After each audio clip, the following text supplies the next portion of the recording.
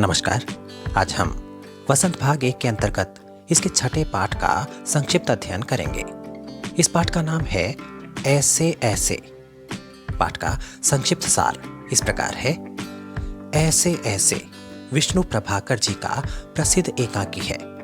इसमें लेखक ने एक ऐसे लड़के के बारे में लिखा है जो स्कूल में ठीक से काम नहीं करता, लेकिन मास्टर जी की डांट डपट से बचने के लिए बीमार होने का बहाना बनाता है। एकाकी का आरंभ 8-9 वर्ष के मोहन के कराहने से होता है। वो तीसरी कक्षा का छात्र है। वो बार बार अपने पेट में ऐसे ऐसे होने की बात कहता है।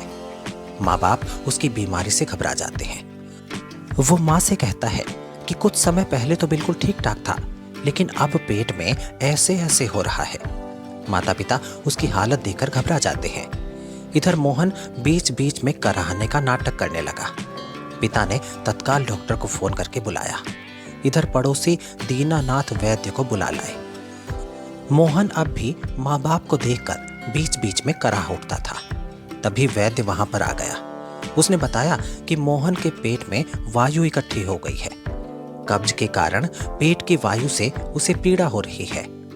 वैद्य ने एक पुड़िया भेजने का वादा किया, जिससे उसको दस्त होगा और पेट का दर्द जाता रहेगा।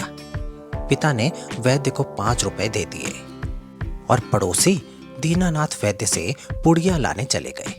थोड़ी देर में डॉक्टर महोदय भी वहां पर आ गए। उन्होंने भी मोहन की जांच की। उन्होंने बताया कि मोहन को कब्ज और बदहजमी है। पिता ने डॉक्टर को 10 रुपए का नोट दिया और दवा लेने के लिए साथ चले गए। मोहन की बीमारी का समाचार पाकर स्कूल के मास्टर भी उनके घर आ गए। उन्होंने देखते ही समझ लिया कि मोहन केवल नाटक कर रहा है, उसे कोई बीमारी नहीं है। मास्टर जी ने मोहन से पूछा कि क्या उसने स्कूल का काम कर लिया है, लेकिन उसने कोई जवाब नहीं दिया। मास्टर जी ने मोहन से फिर कहा कि यदि उसने काम नहीं किया है तो कोई बात नहीं, उसे 2 दिन का और समय दिया जाता है। और मास्टर जी ने यह भी कहा कि मोहन को उठकर सवाल शुरू कर देने चाहिए। ये सुनते ही मोहन उठ खड़ा हुआ।